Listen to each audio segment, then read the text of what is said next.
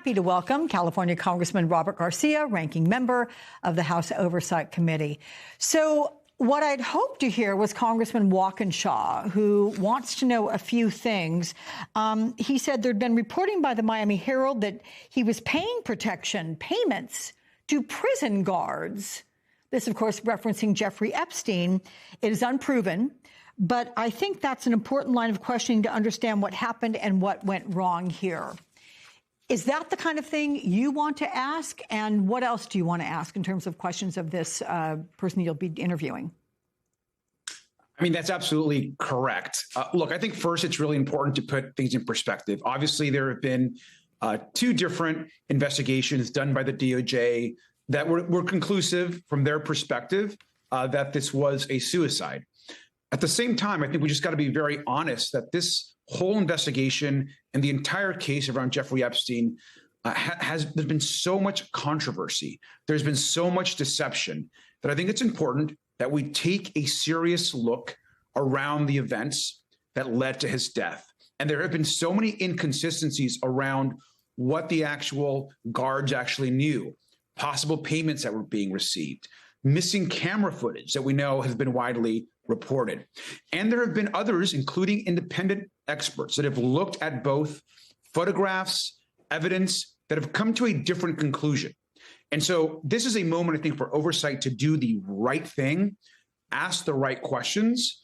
And if we can get more information about whether it was payments, which I think would be quite alarming, whether anyone else had actually come to visit Jeffrey Epstein, those are the kind of questions that we want to ask. And this week you said that the committee is moving forward with plans to obtain additional Epstein records that the DOJ has yet to share with Congress or the public. What kind of files do you think are still missing, and how many? Look, we think that actually about half of the files are still missing, which is outrageous. I mean, 50% likely of the entire batch of files is still in the possession of the DOJ. And there's really no legal reason for them to be holding those. There is a subpoena in place and a law in place. And the subpoena makes it very clear that all documents need to be given to the United States Congress. So the fact that they're likely withholding critical information and possibly about co-conspirators, other powerful men who were involved, other people in Epstein's circle. And we know they've already held and essentially played games with documents about President Trump. There were allegations made, of course, about the president from a survivor that are quite serious. Now, they are allegations, but why were those removed and then put back into the files? And still, yet not all the documents are there. So these are the kinds of questions about this White House cover-up that we need answered, which is why it's so important now that Pam Bondi has been deposed by our committee and will be in front of us to answer these questions. And on Wednesday, Epstein's longtime accountant, Richard Kahn, testified before the Oversight Committee. How revealing was his testimony? And what prompted you and Ro Khanna to send a letter to his lawyer saying Kahn gave contradictory and concerning statements about one of the victims?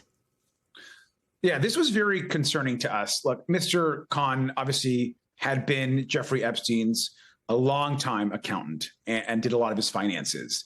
The fact that at the start of the interview, he essentially said that, yes, there was a payment that was made to a survivor and accuser that accused Trump of some pretty serious abuse, that there was some sort of settlement that was made. That was Kahn's position. Then later in the deposition, his lawyers clarified and changed his position, saying, no, there was no actual payment. And then later on, a third time, they changed their position again and then said that they couldn't confirm or deny if the Epstein estate had actually produced any kind of settlement for someone who had accused Trump of alleged abuse. Now, this is the same abuse, by the way, that we have referenced in the actual Epstein files and the same documents that were not there when we actually went to go look at them. And that's a big concern to us in the committee. Yeah.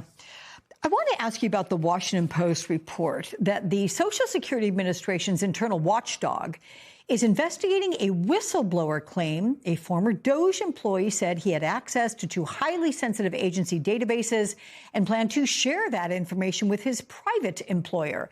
In a statement, you called this potential breach dangerous and outrageous and vowed the Oversight Committee Democrats will fight for transparency and accountability. So the accused staffer denied wrongdoing through his lawyer. But what have you learned about this? And if it's true, what are the consequences for the DOJ staffer and more than 70 million Americans whose information may be compromised?